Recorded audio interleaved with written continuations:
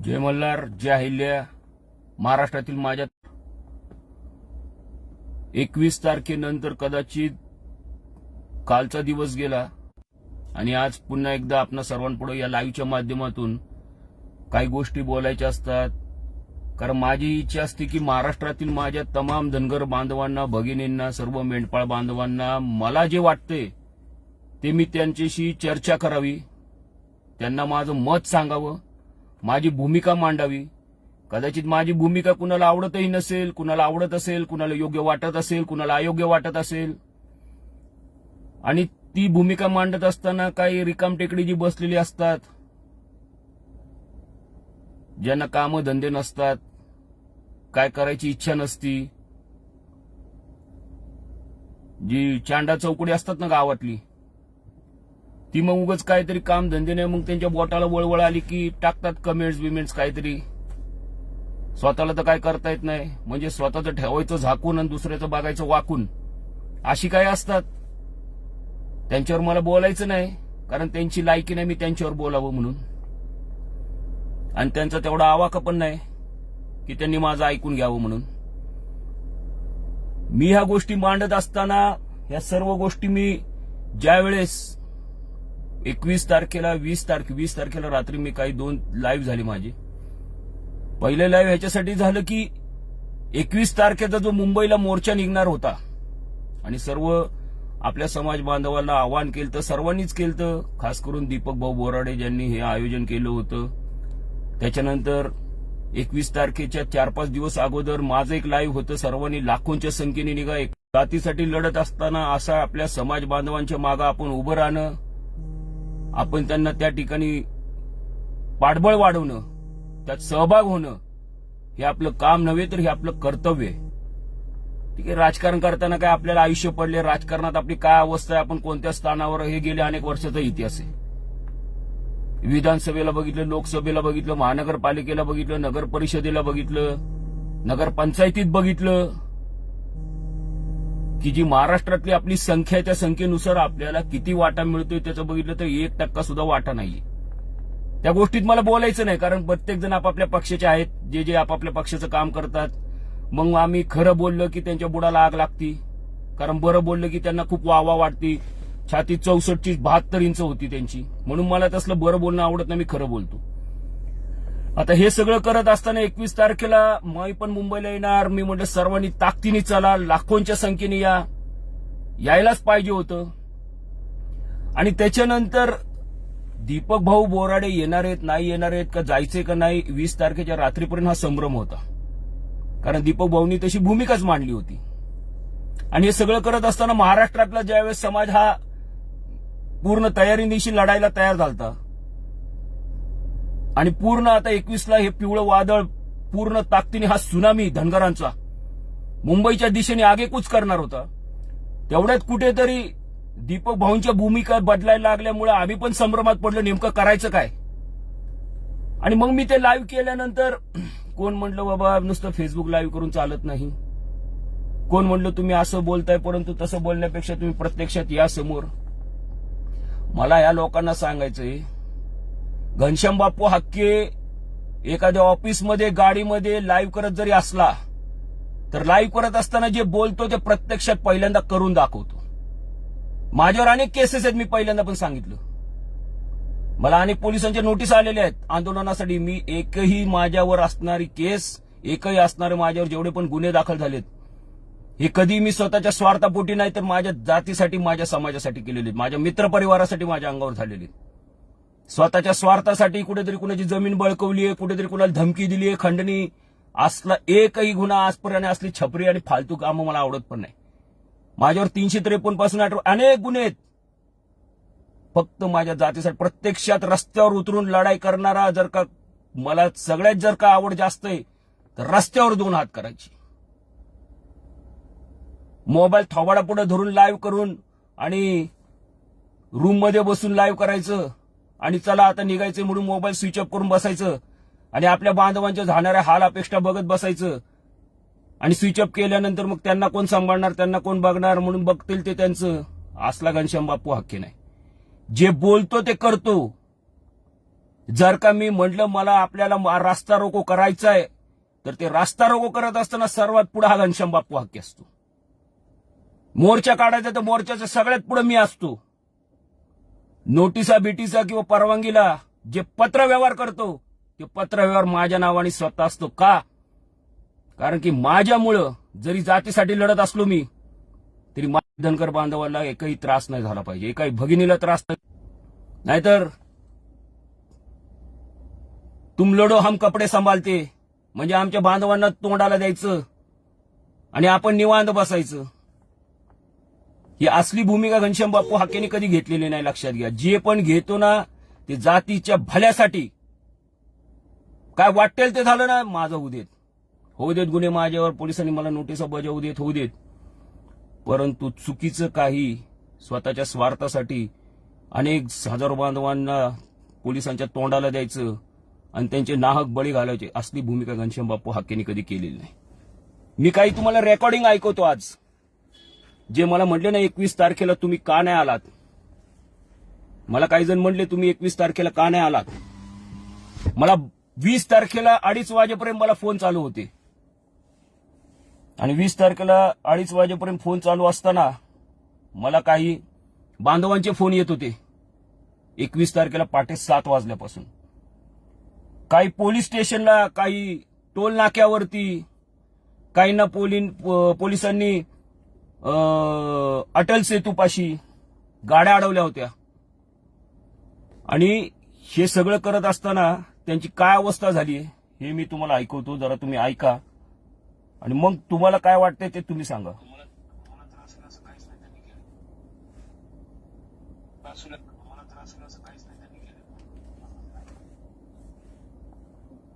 काही मी ऐकवतो तुम्हाला, त्या गोष्टी ऐका तुम्ही.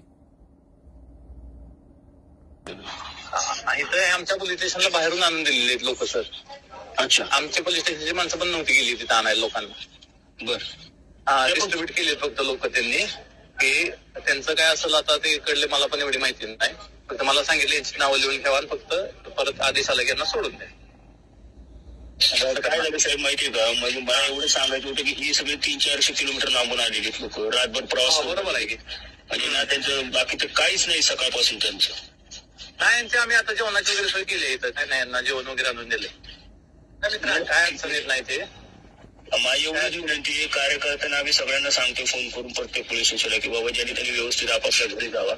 कोर्टाचे आदेश येईल त्यावेळेस मग आपण आंदोलनाची दिशा. फक्त माझं एवढंच म्हणणं आहे की त्यांना तुम्ही लवकरात लवकर ऑर्डर. 100% आम्ही पण आमच्या बाजूने सहकार्य करतो, तुम्ही पण सहकार्य करा. हो 100% सर. ओके. असे अनेक तुम्हाला मी ऐकवतो की ज्याच्यामध्ये तुम्हाला कळेल. हॅलो, नमस्कार. पोलीस हेड कॉन्स्टेबल सातपुते बोलतो, बोर्डा पोलीस स्टेशन. धनगर समाज संघटनेचा प्रदेशाध्यक्ष बोलतोय घनश्याम बाप्पू. नमस्कार. बोला साहेब. सकाळी 7 वाजल्यापासून माझ्या समाज बांधवांना थांबवले तिथं पोलीस स्टेशनमध्ये. काही कारण समजू शकेल का? नाही सर, 7 वाजता नाही आले ते. बरं 8 वाजता 9 वाजता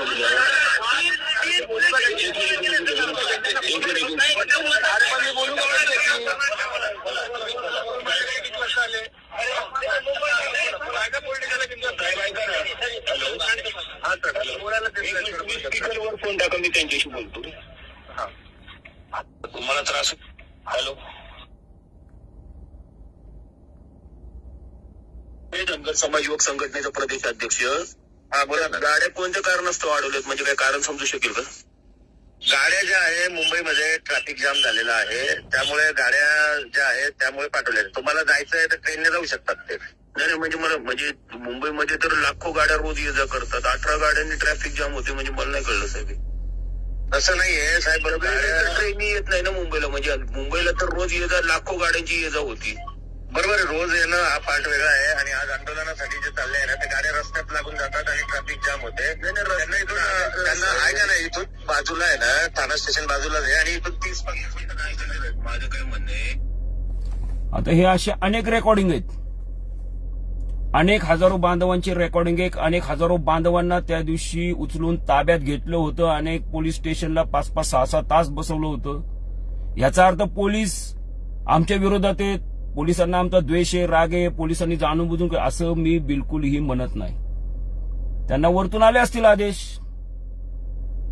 हे जे गेंड्याच्या कातडे तर मी म्हणतो ना, नालायक निर्लज्ज बेशरम सरकार बसले, पहिल्यापासून म्हणतो, ईदभर नाही तर हातभर फाटली यांची. आणि मग धनगरांना उत्तर काय द्यायची? छातूर मातूर उत्तरं द्यावी, बनवा बनवीची उत्तरं द्यावी. तर धनगर आता चांगला सगळं कळून चुकले. कोण किती पाण्यात आहे, कोण धनगरांच्या पाठीत खंजीर खुपसतोय, सगळं माहिती आहे. मग आता करायचं काय? तर पोलीस प्रशासनाला करा पुढं. अहो, तुमच्या या पोलीस प्रशासनाने तुम्हाला वाटतं तुम्ही आमचं आंदोलन दडपू शकता? हे रंगील रांगडे धनगर आहेत. तुम्ही तरी शहरात राहता. हे आमचे रानवानात दळामाळात जंगलात फिरणारे हे आमचे मेंढपाळ बांधव आहेत. कसलंही येऊ दे माचखोर जंगली जनावर एका दणक्यात कटका पाडतात. त्यामुळे ते तसलं आमच्या पुढं तुम्हाला वाटलं पोलीस प्रशासन टाकून तुम्ही आमच्या बांधवांचा आवाज दाबताल.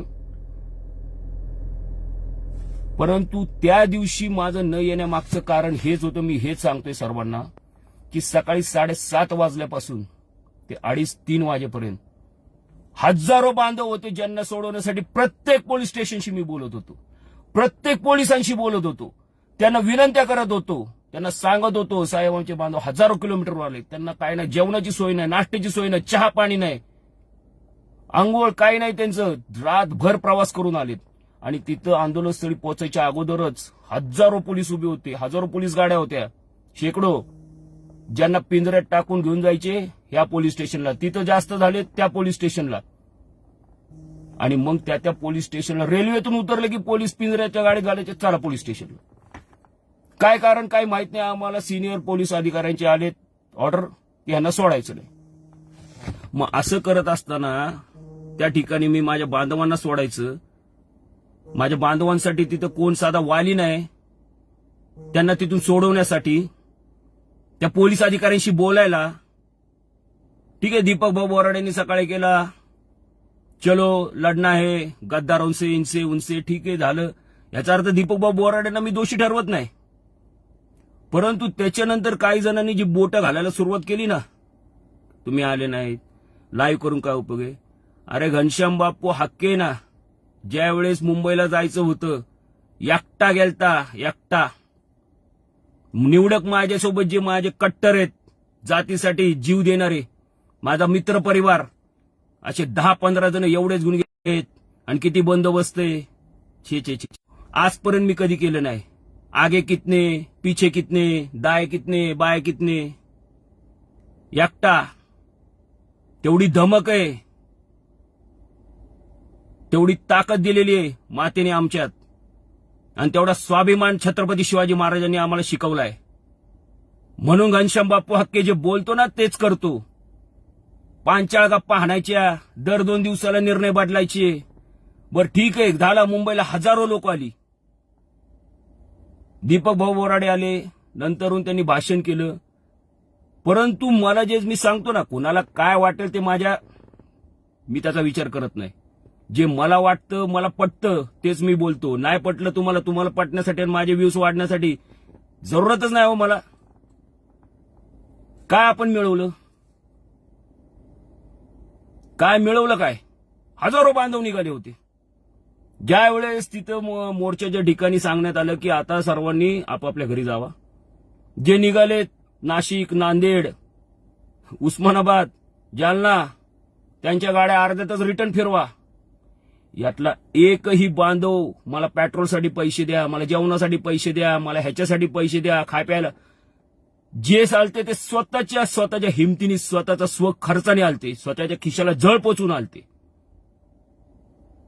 त्यांनी विचार नाही केला मला जालन्यापासून मुंबईला जायचंय, मला नांदेडपासून मुंबईला जायचंय, मला किती खर्च होणार आहे, माझा कामधंदा बुडणार आहे.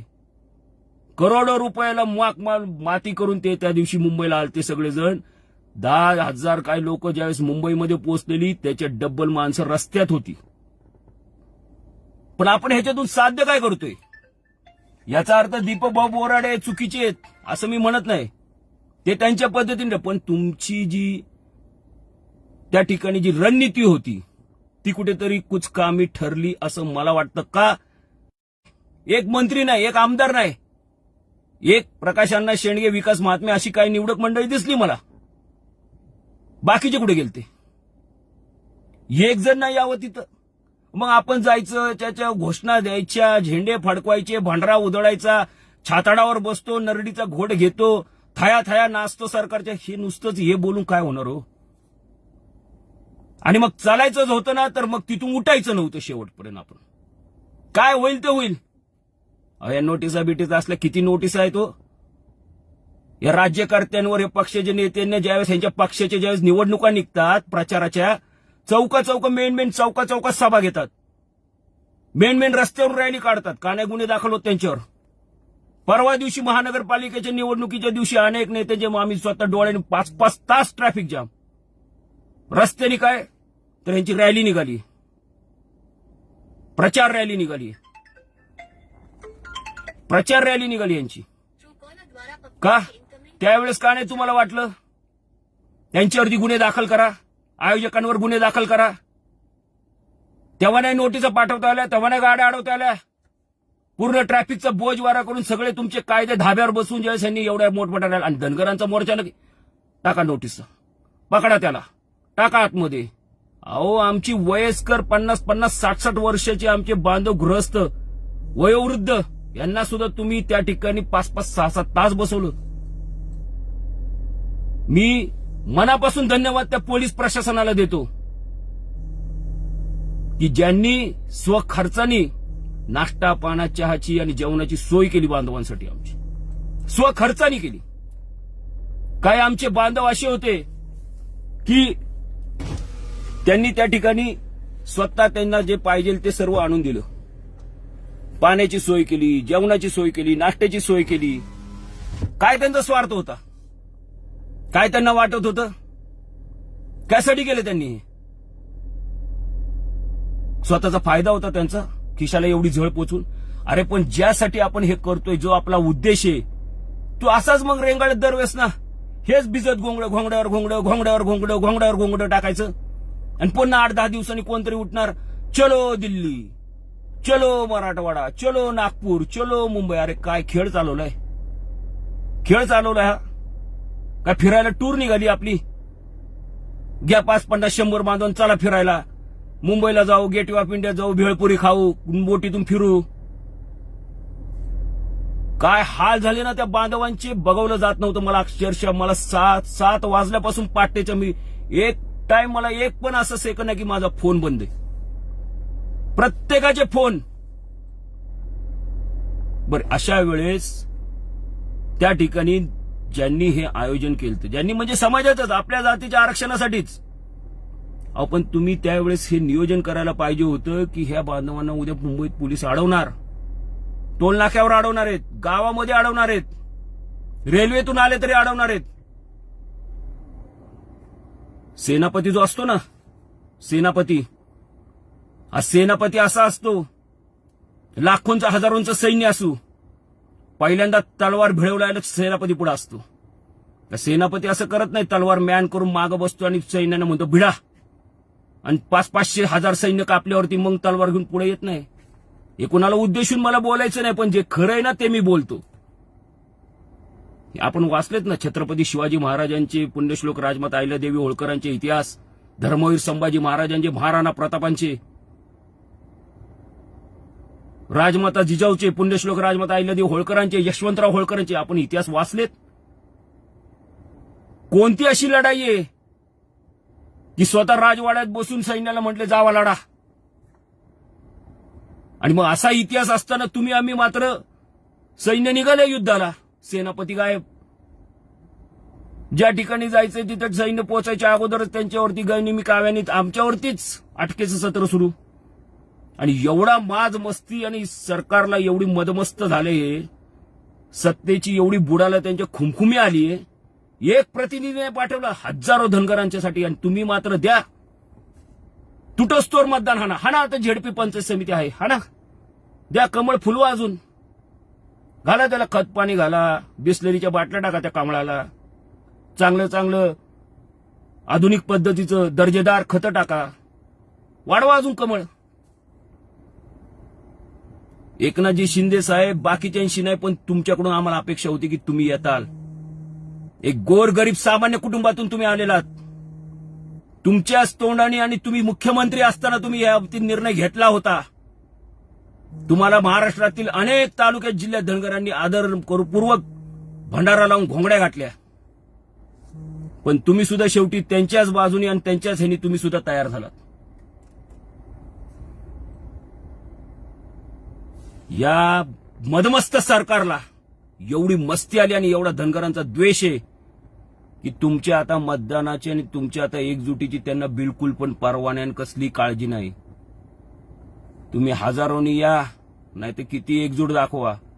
आम्ही आमच्या मदमस्त जी खुमखुमी आलीये, मस्तवालपणा आलाय, माज चढलाय, तो माज आम्ही कायम तुम्हाला दाखवू. अशा मगरुरीत आणि अशा मस्तीत हे सरकार आता जगायला लागले. 2014ला फसवणारे कोण होते, जे आता आहेत मुख्य पदावर, त्याच्यानंतर दुसरे आले, त्याच्यानंतर तिसरे आले आणि पुन्हा 2014चे पुन्हा येईन म्हणून येऊन बसले. आणि त्यांच्या पुढं जे आरक्षणासाठी त्यांच्या विरोधात बोलत होते तेच त्यांच्या पाया धरून पाणी पित आहेत. हे आमचे दलाल, कुणाला नाव उठून उपयोग नाही. आमचे दलाल भडवे, पुन्हा बोलतो भडवे, स्वार्थासाठी, स्वतःचा संती साधूपणा करण्यासाठी. आणि हाच खेळ करायचा तर कशाला सारखं धनगर आरक्षणासाठी आमच्या बांधवांना तुम्ही वेटीस धरताय. प्रत्येक वेळेस उठायचं, चला आंदोलन करू. प्रत्येक वेळेस उठायचं, चला मोर्चा. प्रत्येक वेळेस उठायचं, चला रस्ता रोको, उपोषण, आंदोलन, धडक मोर्चा, तोडफोड. अरे काय चाललंय, खेळ आहे हा. आणि मग आम्ही तुम्ही का नाही, अरे काय येऊन करू. तुमच्या ह्या असल्या चालू सगळ्या नियोजनाला, ज्याला कसलाही काय आधार नाही. आता स्पष्ट बोलतो मी, बसायचं होतं तिथं. काय मुंबई कुणाच्या बापाचा 7-12 आहे मुंबईचा. बसायचं होतं तिथं, काय होईल ते होईल बघितलं. त्या दिवशी जर का थोडा तुम्ही धीर धरला असता, ठीक आहे, पोलीस प्रशासन पूर्ण तयारीने आलतं ना. खंबाटकी घाटात ज्यावेळेस आम्ही 7 तास, आमच्यावर पण आलते, शेकडो पोलीस उभे होते पूर्ण तयारीने लाठीचार्ज करायला. पण आम्ही हटलो नाही. 7 तास थांबलो होतो रस्त्यावरती. सर्व आमचा गोरगरीब भोळवा बापडा धनगर समाज, मी, माझ्यासोबत असंख्य माझे सहकारी, आमचं कुटुंब, सर्व. कशासाठी घाबरायचं. करू दे पोलीस प्रशासनाला जे करायचं ते. कदाचित त्या दिवशी आपण थांबलो असतो तर त्याच्या दुसऱ्या दिवशी 22 तारखेला ह्यापेक्षा 4 पटीने गर्दी झाली असती मुंबईत, एवढं लक्षात ठेवा. आणि सरकारने, सरकारच्या बापाला नाही, अख्खं मंत्रिमंडळ तिथून तुम्हाला विचारलं असतं काय तुमच्या मागण्यात सांगा. पण आपलं चालू, घ्या निवेदन, द्या त्यांना, घ्या त्यांचं पत्र, घ्या आपल्याकडे, सही करा, दाखवा मीडियाला. हे बघा, हे आम्हाला मिळालेलं पत्र, ठेवा आपल्या बॅगेत. काय ते 21 तारखेला ज्यावेळेस 7 वाजता झालं, मला 22 तारखेला सायंकाळी 7-8 वाजेपर्यंत फोन होते. आम्ही काय करावं, काही नाशिकला, काही इगतपुरीला, काही मनमाडला, उस्मानाबादला, जालन्याला, औसामध्ये, मुखेडला, काही अर्ध्या रस्त्यात आली आहेत, काही लोणावळ्यात काही गाड्या अडवल्यात, काही खंडाळ्यात अडवल्या, काही तळेगावला. आणि त्यांचं एकच, आम्हाला अडवलंय, कुणाला आम्ही फोन करायचं. तुमचं आम्ही लाईव्ह बघितलं, तुमचा नंबर आम्ही तुम्हाला फोन करतोय, पोलिसांना तुम्ही सांगा आमच्या गाड्या अडवल्यात, आम्हाला तिथं त्या ठिकाणी नोटिसा देत आहेत, आम्हाला त्या ठिकाणी ताब्यात घेतलंय, पोलीस स्टेशनला बसवलंय, आमच्याबरोबर काही भगिनी आहेत, आमचे वयोवृद्ध लोक आहेत, वयस्कर लोक आहेत. कोण यांना सोडवणार होतं. अहो, जर का युद्ध करत असताना ना सरसेनापतीचं काय ध्येय नियम असतात. माझं काय झालं तर चालेल, पण माझ्या काही सैन्याला आम्ही बिलकुल पण त्रास होऊन देणार नाही. ही आजपर्यंतचा इतिहास आहे. अनेक आंदोलनं आम्ही देखील केलेली आहेत, पण माझ्या कधी कार्यकर्त्याच्या अंगावर मी कधीच त्याला एकटा सोडून आम्ही रणभूमीतून निघून गेलो नाही. कारण जे होईल ते पहिलं माझं आणि मग माझ्या कार्यकर्त्यांचं, माझ्या सहकाऱ्यांचं, माझ्या समाज बांधवांचं, माझ्या मित्रपरिवाराचं. स्वतःचं कातडं वाचून दुसऱ्याचा बळी देणारी अवलाद घनश्याम बाप्पू हाक्केची नाही. घनश्याम बाप्पू हाक्के हा असा आहे की पहिल्यांदा स्वतःला काय व्हायचं ते करीन, स्वतःला काय व्हायचं ते आपल्या अंगावर घेईल. माझ्या सहकार्यांपर्यंत पोहोचायचं, तुम्हाला तिथपर्यंत जायची जरूरत पण पडणार नाही. आणि मग मी बोललो की तुम्ही आला नाही, तुम्ही फुकट सोशल मीडियावरती लाईव्ह मध्ये. अरे लाईव्ह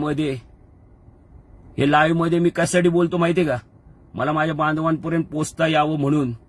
माझी इच्छा असती महाराष्ट्रातल्या प्रत्येक माझ्या धनगर समाज बांधव, माझा मित्रपरिवार, माझे मेंढपाळ बांधव, माझ्या भगिनींपर्यंत मला माझा आवाज पोचता यावा, त्यांचं मत जाणून घेता यावं, त्यांच्याशी संवाद साधता यावा, बाकी काय नसतं.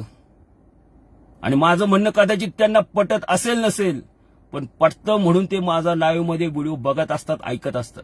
ठीक आहे, काहींना नाही पटत म्हणून मी काय त्यांना शिव्या नाही घालत. ठीक आहे, तुम्हाला नाही पटत तुम्ही माझ्याशी फोन संपर्क करा, सांगा मला चुकतंय तुझं. मी असं नाहीये मी करतो म्हणजे मीच बरोबर. एखाद्या 15 वर्षाच्या 10 वर्षाच्या मुलांनी जरी मला सुचवलं ना की बापू तुमचं हित हे चुकतंय, तुम्हाला असं करायला पाहिजे, तरी तेवढी ऐकून घ्यायची माझ्यात कुवत आहे, तेवढी ताकद आहे, तेवढी सहनशीलता आहे. मी करेल तेच कायदा, मी करेल तेच खरं. आणि आता ह्याच्या पुढे जर का आंदोलन आपल्याला करायचं असेल, सर्व माझ्या जे पण आंदोलन करते, जे पण मोर्चाचे पुढाकार घेत आहेत, मला त्यांना विनंती, हा समाज काबाड कष्ट करणारा गोरगरीब, कुठेतरी जाऊन एक दिवसाचं आपलं कसं गुजारा होईल या हिशोबाने काम धंदे करून जगणारा हा समाज आहे. बलाढ्य आर्थिक बाजूनी गडमगच्च असा आमचा समाज नाहीये. तुम्ही दरवेळेस जर का काहीतरी सांगून नेताल, काहीतरी तिथं करताल आणि परत चलो आपने अपने घर में, तर हे सगळं करत असताना मला आता ह्याच्या पुढे एकच सांगायचं की बांधवांनो, निर्णय तुम्ही घ्या. आता मला कुणावर टीका करायची नाही, पण हेच जर का असं करायचं असेल दरवेळेस, तर कशाला आंदोलन करताय तुम्ही?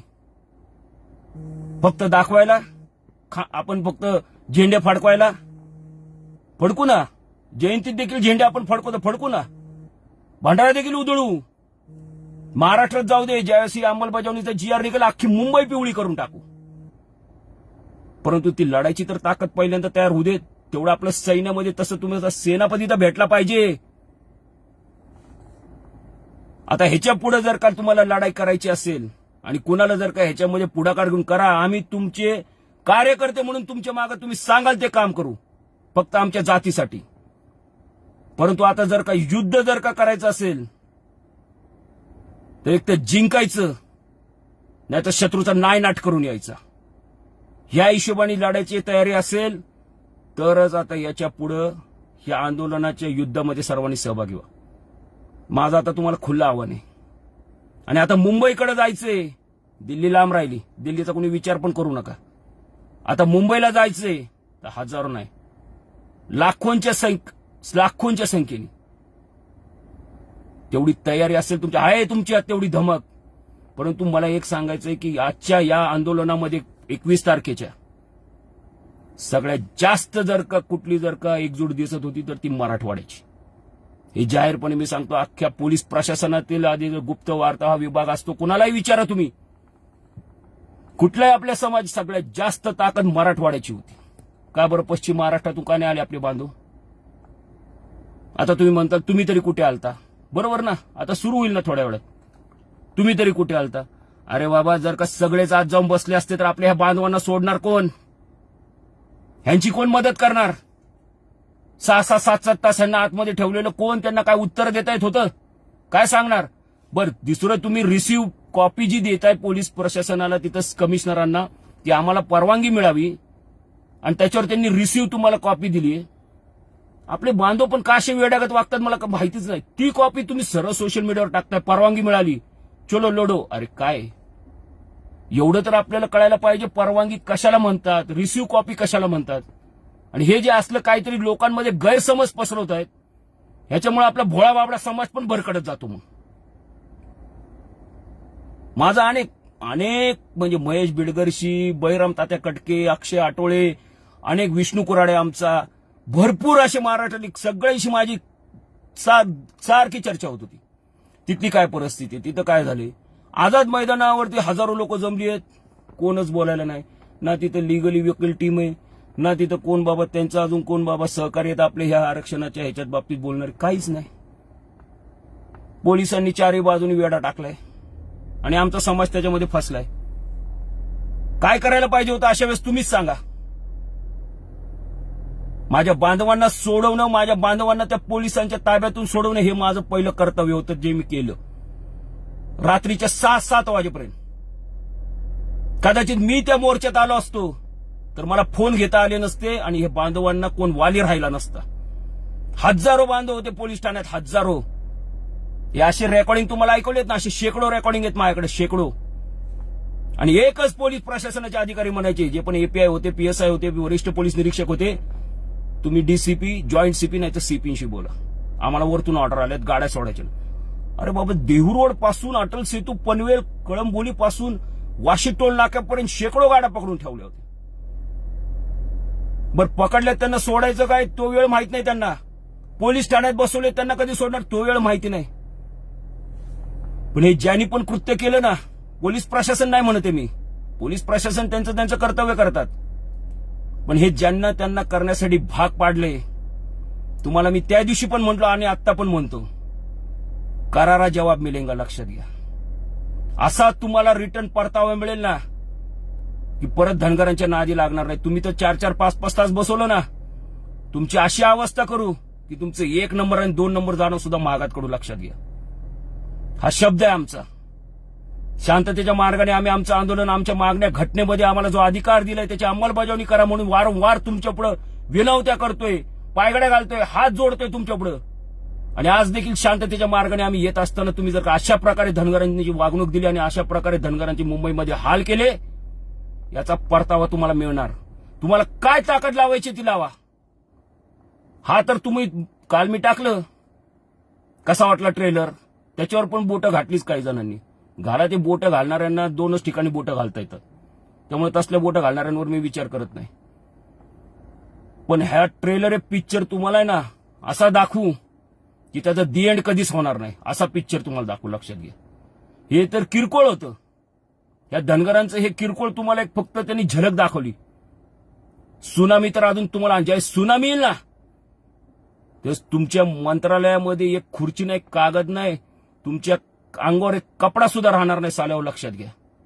सगळं तुमचं वाव त्या समुद्रात गेलं असेल. हा शब्द आहे आमचा. हा धनगरांवर आणि माझ्या जातीवरती आणि माझ्या समाज बांधवांवरती, भगिनींवरती जो तुम्ही मुंबईमध्ये हाल केलेत ना, घनश्याम बाप्पू हा काय आयुष्यात विसरणार नाही, लक्षात घ्या. आणि ह्याचा परतावा शब्द आहे. आणि मी जे बोलतो ते करतो, जे बोलतो, जे करायचं असतं तेच बोलतो. फक्त एकच आहे की माझ्या ह्या बोलण्यामध्ये आणि करण्यामध्ये कधी 21 तारखेला झालं तर त्याचं कारण आहे की मी पहिल्यांदा माझ्या बांधवांचा विचार करतो, माझ्या भगिनींचा विचार करतो, माझ्या मित्रपरिवाराचा विचार करतो. कारण मी त्या दिवशी जर का तिथं आलो असतो तर शपथ आहे मला अहिल्या मातेची, तुम्हाला असे लांब लचक लावले असते ना या सगळ्या सरकारला, काय तुम्हाला ताकद लावली, असे लांब लचक लावले असते की तुमच्या बापाने जीआर काढून आम्हाला त्या ठिकाणी स्वागत आणि भंडारा उधळत पाठवलं असतं. म्हणजे मी काय खूप मोठा महान आहे, मी काय खूप मोठा कुठंतरी काहीतरी वेगळं आहे, बिलकुल पण नाही. पण जो समाज बांधवांची आमच्या ताकद आहे आणि त्यांना फक्त मार्गदर्शन व्यवस्थित नाही, दिशा दाखवत नाहीये ही लोक, म्हणून समाज भरकटत चाललाय आणि स्वतःची ताकद विसरत चाललाय. काय 21 तारखेचं जे झालं आणि अर्ध्यातून समजा आपण परत माघारी गेलो म्हणजे काय आम्ही हारलो असं वाटतंय. कधी लक्षात घ्या, या सरकारला आणि मस्तवाल जे केली आहे त्यांनी मुंबईमध्ये आमचे हाल, आणि आम्हाला मुंबईत येण्यापासून जे जे करता येतं ते केलं तुम्ही पोलीस प्रशासनाला पुढे घालून. वाघ हा 2 पावलं मागं जातो ना, ते काय माघार म्हणून जात नाही, तर ज्यांनी ज्या ताकदीने पहिली झेप घेतली असली ना त्याच्या 10 पट ताकदीने झेप घेण्यासाठी वाघ 2 पावलं मागं जातो. लवकरच तुम्हाला मुंबईमध्ये सुनामी वादळ पाहायला मिळेल. आता तुम्हाला तारीख वेळ आम्ही सांगणार नाही. आता जोर का झटका धीरे से लगेल नाही, जोर का झटका डबल वोल्टेज से लागणार आहे तुम्हाला, एवढाच शब्द आहे माझा. बाकी आज मला एवढं सांगायचं होतं, काही जण जे बोलत होते ना अमुक तमुक फलाना डेमका सोशल मीडियावर, अरे नका रे त्याच्यामध्ये बोटं घालू. कशाला उगाच बोटं घालता? काय करता येत असेल ना तर रस्त्यावर उतरून करा, काय करता येत असेल तर प्रत्यक्षात ते कृती तुमची दाखवा. त्या आंदोलनात व्हिडिओतून बोला किंवा अधिकाऱ्यांशी बोला, त्यांना मदत करता येत असेल आपल्या बांधवांना ती करा रे. बोटं काय घालता? आणि बोटाला लयच वळवळ होत असेल तर झेंडू बाम लावा, म्हणजे वळवळ थांबेल. बघावं तेव्हा आपली बोटं चालूच, इकडं घाल तिकडं घाल तिकडं घाल, कमेंट्स मध्ये घाल, इंस्टाग्राम मध्ये घाल, फेसबुक मध्ये घाल. हे बोटं घालवणं कुणाचं काम असतं माहित नाही का तुम्हाला? त्यामुळे अशी बोटे चाळे करू नका. नाही तर कोणाची जास्त बोटं वळवळत असेल तर माझा नंबर आहेच, मी पाठवून देतो तुम्हाला चांगल्या क्वालिटीचं झेंडू बाम. मग ते वळवळ करत असेल तिथं लावा, म्हणजे बोटं घालायचं तर बंद होईल. त्यामुळे असले छपरी चाळे सोडा. काय करता येत असेल तर ते प्रत्यक्षात उतरून कृती करा.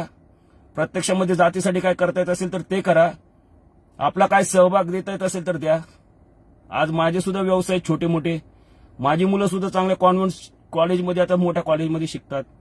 मला या धनगर आरक्षणामध्ये बघितलं तर काय त्याच्यावर माझ्या मुलांना काय शिक्षणामध्ये मोठे अधिकारी होणार आहेत का मला 4 कॉन्ट्रॅक्ट मिळणार आहेत.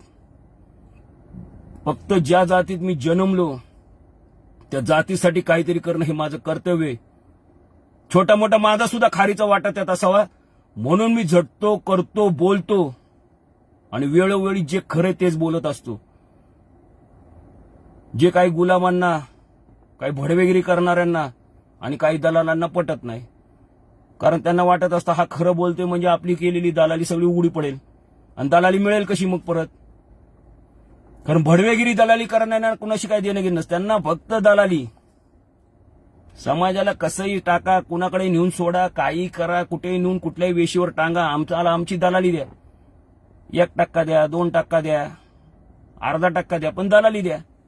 म्हणून तर वर्षानुवर्ष खुर्च्या उभत बसलेत ना सत्तेत. इकडून येऊ तिकडून येऊ, आमचीच सत्ता पाहिजे, आम्हाला काहीतरी द्यावं. दलालांचं ते काम असतं. त्यामुळे असल्या दलाल आणि भडव्यांपासून सावध राहा. आणि दलाल भडव्यांनी तरी आंदोलनापासून स्वतःला लांब ठेवावं. तुमच्या पक्षाची जाऊन काय चाटुगिरी करायची ती करा. ह्याच्यातून जर का विष कालवायचं काम केलं तर तेच विष उलट करून तुमच्या मागून असं सारलं जाईल की मग तुमचं काय हाल होतील एवढाच विचार करा. एवढं सर्वांना सांगणे. आणि घनश्याम बाप्पू हाके हा मैदानात 2 हात करणार आहे. लाईव्ह फक्त मी माझ्या भावांशी संवाद साधण्यासाठी, माझ्या भगिनीशी, मित्र परिवाराशी मला जे बोलायचे ते मी त्यांच्याशी संवाद साधण्यासाठी बोलतो. एवढंच सर्वांना सांगायचंय. जय मल्हार, जय अहिल्या.